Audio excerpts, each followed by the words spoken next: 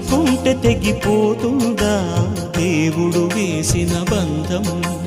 తెలుసుకో నీ జీవిత గమ్యం, పెంచుకోమానుబంధం.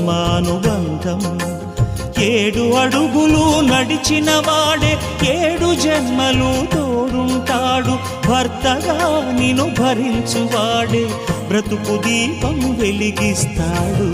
అతని హృదయం నాటి చెరామి, అగ్నిహోత్రమే అందుకు హామీ.